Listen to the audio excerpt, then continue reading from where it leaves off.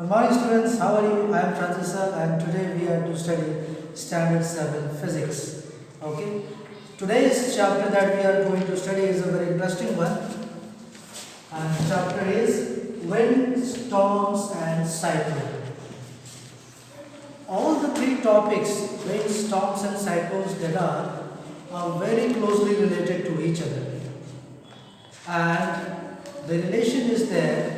All of them are the characteristic feature of air. When air, it behaves in a certain particular way, what happens is that it becomes either wind or storm or a cyclone. So since all the three are related to air, we should try to understand what are the characteristics of air or where is this air found. Okay, as we know that we can find air everywhere, especially the realm of the earth that we define as the air is called atmosphere. Atmosphere is that realm of the earth, which can be considered to be composed of air. So to understand these things in a better way, first we need to understand atmosphere. So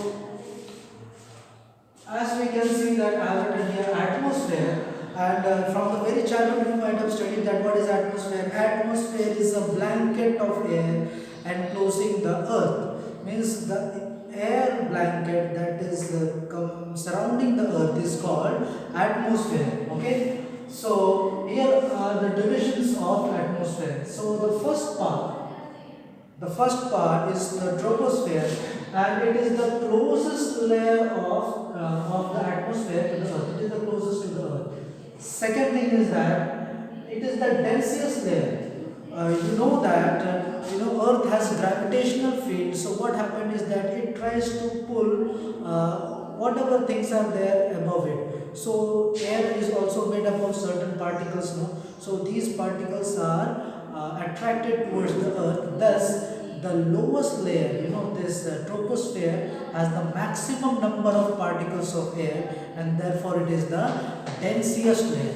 Okay, then we have the third point is the normal collapse rate. Yes, it shows normal lapse rate. This is a very important point, that you need to understand. What is normal lapse rate? Normal lapse rate is the rate at which, as we go high, what happens is that temperature decreases constantly, not at a variable height. It decreases at a constant level. That means if we climb every 167 meters, what happens is that 1 degree centigrade is temperature is reduced. Means if now at the ground level here the temperature is 30 degrees centigrade, if I move 167 or 165, both can be considered, 165 or 167 meters above the ground, if we go, what happens is that our temperature becomes 29 degrees centigrade. That means you see here it was how much, 30 degrees centigrade, and as we have gone 167 meters above the ground, it was 29. And if we go again 165 meters, again there will be reduction in the temperature of 1 degree. So this property is shown only in the troposphere. Okay, means the in other layers of atmosphere also there is temperature differences there, but these are not consistent. It is in only the troposphere this can be seen at a consistent level. So it is called normal lapse rate, and its thickness is almost 18 kilometers at the equator and 9 kilometers at the poles.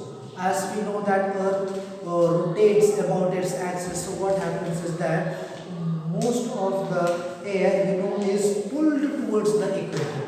So the thickness of the troposphere at the pole is less, and that at the equator it is more. So it is 18 kilometers at the equator and almost 8, 9 or 10 kilometers at the poles. Okay.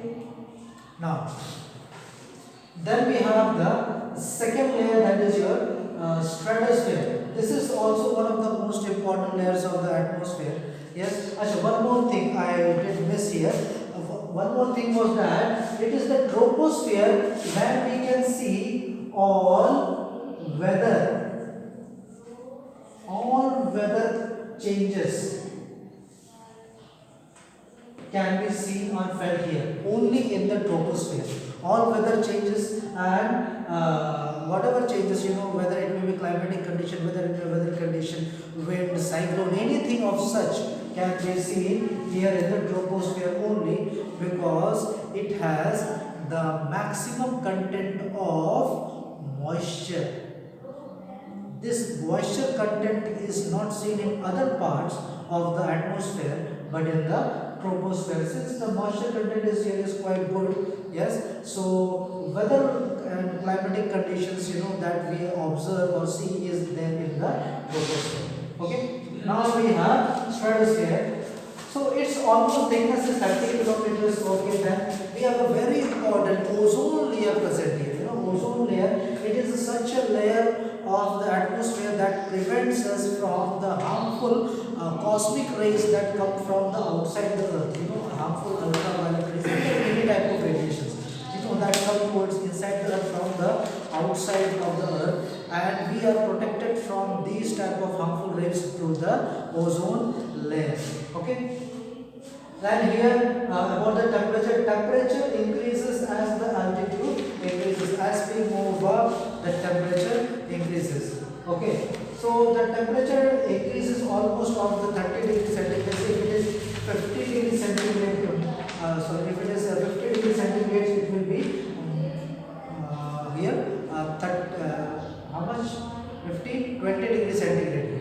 So generally the starting temperature of stratosphere is almost 30 degrees centigrade, and it is almost here at the end of the stratosphere it is almost, this is minus 30, and it is here almost minus 50 degrees centigrade. Okay, it is almost from minus 30 degrees centigrade to minus 50 degrees centigrade. This is the temperature range of the stratosphere. So as you see, as we move up in the stratosphere, temperature decreases from minus 30 to minus 50 degrees centigrade. Okay, it starts from tropopause. You know that the end of the troposphere is called tropopause. Okay, the end of the troposphere. You can see here this line, this here in the diagram you can see troposphere and here. So this line can be termed to as tropopause. Okay, it can be called tropopause. Okay, it is your tropopause. Okay, and stratosphere ends up at stratopause. This can be called as what? Stratopause. Okay, so this is what happens. And there is one more utility of stratosphere, that is that here, since there is no weather disturbance here, there is no climatic condition here. So weather disturbance is not there, wind is not blowing irregularly, no cyclones are there, nothing of such is happening. So what happens is that here the aircrafts can fly here very easily. Aeroplanes, then long distance aeroplanes, when you go from India to Europe or Europe to America, or from India to Japan, what happens is that these type of planes or the fighter planes also, they all fly where? Here in the stratosphere. Okay, because of low weather disturbance. This is what is happening in the stratosphere. Okay. Now we will talk about mesosphere. Mesosphere, it is almost also 30 kilometers thick. Temperature here decreases. Temperature here decreases as the altitude increases. Here also the temperature decreases. Okay, here the temperature decreases as we move up. Okay, so almost it reaches to minus 80 degrees centigrade. It reaches to minus 80 degrees centigrade. Okay, here the temperature decreases as we move up. Second, it starts from stratosphere and ends up at mesopause. Yes, this condition, no, you can see that here this is mesosphere. It starts from stratopause and ends up here at mesopause. It ends up at mesopause. After this, mesosphere does not have too much utility, but these are some of the characteristics of the mesosphere. Now we come to thermosphere. This is now again one of the most very important parts of the atmosphere, and it is almost 400 kilometer to 600 kilometers thick. Okay, it is quite a thick part. Okay, and this is thermosphere is also called ionosphere because its temperature is so high that the normal air particles become ion. They are in a form of ions. They are charged particles. Okay, the temperature here is very high, and it is almost 700 degrees centigrade, almost 700.